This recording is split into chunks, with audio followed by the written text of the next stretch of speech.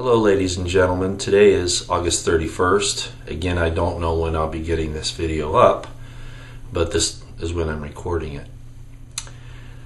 Last week I did a video, and well, it's the last one I did, and I was referring to the Virginia shooting and a lot of other things that are going on when I said that anyone who suffers violence, it's a tragedy. It's not good for the people involved, and it's not good for our consciousness as the human race. And there are a lot of things that we should do to prevent that. And that's why I didn't address the Virginia shooting directly then. Plus I was still looking at some things, and I wanted to mull over in my mind what all the possible reasons could be. And some people say, well, it's straightforward. A guy, a black guy shot a bunch of white people. But I never think things are that simple, especially when anomalies show up at first look if you're paying attention. And so I have to ask questions.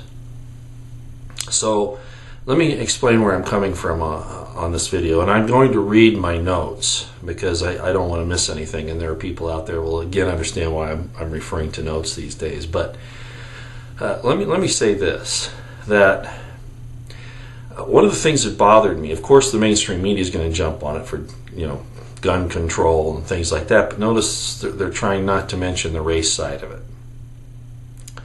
which according to the suspect was one of the reasons why he did it, was because of the Charleston shootings and Black Lives Matter and all that. But here was the real question. Even though there were a lot of small YouTube video people like myself that were pointing out some of these anomalies, the main alternative media wasn't, or avoiding it, and I could not understand that. And I was wondering, well, it fits into the fact that they've been talking about this race war coming for a long time, so maybe it's best not to show all these anomalies, just let it sit as it is. But I can't do that, because you've got to understand, any lie, any deception for any reason that's not uncovered, it's wrong, even if it fits your agenda. You have to expose the lies, okay? If we don't do that, we'll never get this thing resolved to where we can turn it around. Lies and deceits, as I said in several videos, are the thing that's happening today, and we must reject them. No matter what, we must reject them. So even if the Virginia shooting fits your agenda, what you've been saying is going to happen, if there are things wrong with it, or if there are lies involved, we must talk about it. Well, that's the first reason why I wanted to make this video. I hope that makes sense. The second reason is that, and along with that, and I'm just going to say this, and a lot of people won't like it because they'll say there are all types of, reasons for this, white privilege or whatever, white supremacy, whatever. But the fact is that 85% of the altercations between whites and blacks, violence, is initiated by the blacks. That's just a fact, okay? And of course most violence on blacks is initiated by blacks, almost none by whites, actually, in subtle ways, people will say, but I'm not talking about those things. We all suffer subtle attacks of various sorts on our jobs, our personalities, things like that. Okay, so I'm not saying that there isn't a tendency by the government and these military intelligence complex agencies to start a race war, Soros and all that. I agree with that 100%. But again, I don't want to let a lie stand just because it fits what I believe is telling the story that I think is coming. Okay? I hope that again explains it. The other side of this, and I think this is extremely important, because I'm not sure what agency was behind this. There were ATF, and I'm going to mention that here in just a minute, ATF on the scene almost immediately. Probably FBI. This thing was probably had a lot of people up front really, really fast. And I'm going to go through the anomalies here and let you make the decision. You can look these things up yourself, you can watch them and all that. There's another possibility here. Okay, and that is that, like I said, there are opposing agencies in the government who are vying for power or at each other's throats for one reason or another. I talked about that in the Boston bombing thing. It's why there were 2 bombs. It wasn't because the Zarnet brothers did that. They still haven't proven that either one of those brothers ever made it to the actual finish line. It was down the street, if they even had the bomb, and I don't believe they did. To this day, they've never proven that to anyone. or the backpack that the younger Zarnov, Jokar, was carrying was the wrong type of backpack. Anyway, there's all kinds of problems with this whole scenario that we were presented. But there was one bomb there, at least one, that was totally staged, and the other one may have actually caused some injuries. What's going on here? I think the same thing we're seeing in this Virginia shooting, possibly. And there are all kinds of scenarios. I don't pretend to know the answer. All these things are underneath secrets and layers of lies and distortions and all that. But I'm convinced that this was made to prove that to prove, first of all, that there's black on white violence. Which, I mean, we don't need another video for that. And that possibly it really was a fabrication totally from start to finish to, of course, be part of the gun agenda, taking the Second Amendment, fomenting the race war, as I was saying, but with that added dimension. And another possibility that this was done by the side that agrees that there's going to be a race war and wanted something out there to prove it, and possibly to get rid of an operative. And I'm not talking about Parker. So anyway, some of that's a little disjointed, and I apologize, but it's very complicated when you get into these deep parts of intelligence operations. So let me read to you what I do have about the incident. So here we go. More about the shooting in Virginia of the reporters. First of all, every time I see Megyn Kelly of Fox these days, I lose more respect for her. I have seen high school student reporters be more journalistic and investigative, and high school actors better than she is. The interview she did with the man claiming to be the reporter's father and the supposed boyfriend, fiance, if it was not totally staged and disgusting acting, was totally without genuine grief just hours after the incident. Not to mention all these two clowns said they had done that day, how they were notified, and how they did what Allison would have wanted them to do. I call bullshit. Just fits. The history of Flanagan Williams is classic, and I have no doubt he was the sociopathic nutjob we have been told. This is precisely the kind of guy intelligence operatives use to pump up to do crazy things. And then, classically again, he commits suicide. No more questions. Suicide in drug and trauma-induced mind-controlled targets is part of the programming.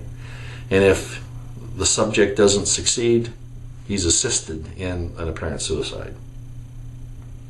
Interesting that the BBC reporters, which I'll mention in a minute, and a lot of other people weren't allowed to take pictures of the supposed crash scene. And I'm sure the ATF was on site there to control all that narrative. Okay, I did an analysis, but without sophisticated equipment. I agree. And even without that, found striking, uncompromising, irrefutable anomalies in almost every facet of this supposed crime. So many, in fact, I am shocked that anyone buys this thing. The media depended on the visuals of the videos to do what TV does best: make people suspend critical thinking and common sense. I think it is called suspension of reality, normalcy bias, whatever. One group, after doing a slow-motion examination of the videos, believed bullets could have struck the reporter. I objected based on video camera frame rates, this is very important, versus slide cycle rate of a Glock 9mm, and the actions of a lightweight framed woman being shot at point-blank range by a 9mm and being able to run away in high heels. Now, it's true that people when shot, it depends on bullet placement, it depends on all kinds of things. But not at these ranges and not with the size of the individual that we're talking about. I deemed that she ran away in high heels extremely unlikely if the ammo was full metal jacket. But now we learn it was supposedly hollow point. If she had been a 200-pound man, maybe. That is maybe. Just a few other anomalies. The suspect's shirt color completely changes in the videos. It goes from a blue with black lines, I believe, into all black, depending upon, well, that's from the cameraman's footage that the suspect is in all black.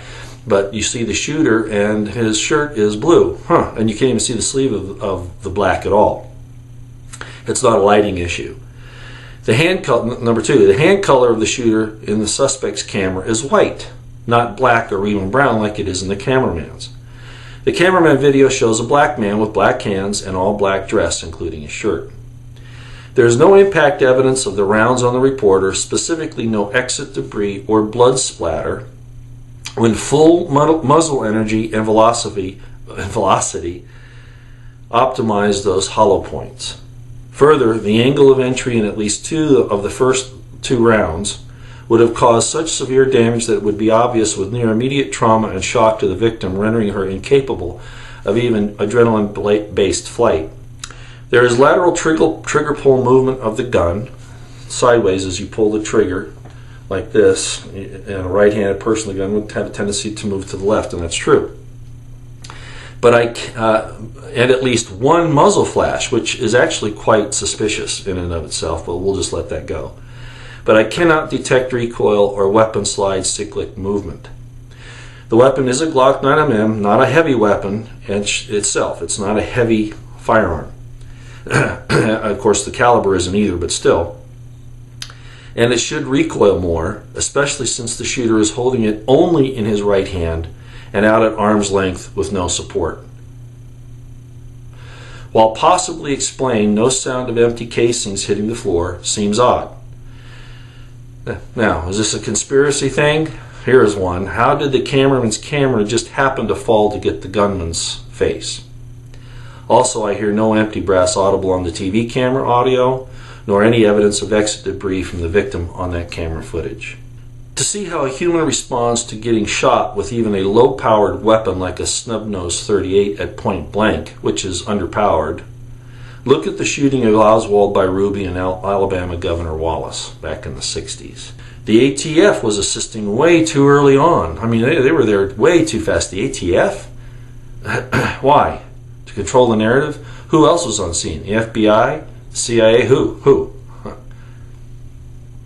Virginia state troopers would not let on-the-ground reporters video the suspect's crash scene. Why? I do not know this firsthand, but there is an accusation that cameraman's fiancé tweeted the incident 12 minutes before it happened. Date stamps and time stamps vary between companies and things, so I'm not sure that's important, but somebody who can really look at this, real law enforcement that's not biased in this thing, could find that out. Adam Ward's funeral is September 1st at the Baptist Church in Roanoke. Maybe a real victim, maybe the real target of this thing, along with, the deception and lies. But, not surprisingly, Allison Parker will have a private memorial service with a later date for a celebration of her life. Interesting. Wow. I smell a staged choreographed event with feds on scene from the get-go. How so? Look at the poor job. Look at the anomalies. The fingerprint of the feds is lack of quality control and expertise, and an immediate script that pushes a scenario rather than elements of an ongoing investigation. There are many, many more anomalies, but these are things you can pretty well see and determine without special equipment. If it's a lie or if it's a deceit, you have to expose it for what it is. If for no other reason than it's a lie and a deceit. I don't know if I'm saying that to where it's going to make sense to everyone. The truth is what we want in every single circumstance. Unfortunately, and I know this is true, and it's unfortunate, what is the first casualty of war? Any war? Truth. Deception on the battlefield may be important, but not to the people of the United States by the mainstream media, and now maybe even some alternative media people, where truth should be the underlying purpose of the media's existence, no matter what. And the further away we get from that for whatever reason, and use the American people as recipients of propaganda in violation of everything about a Republican constitutional republic, then we are stooping to the same lows that the mainstream media is doing. So let's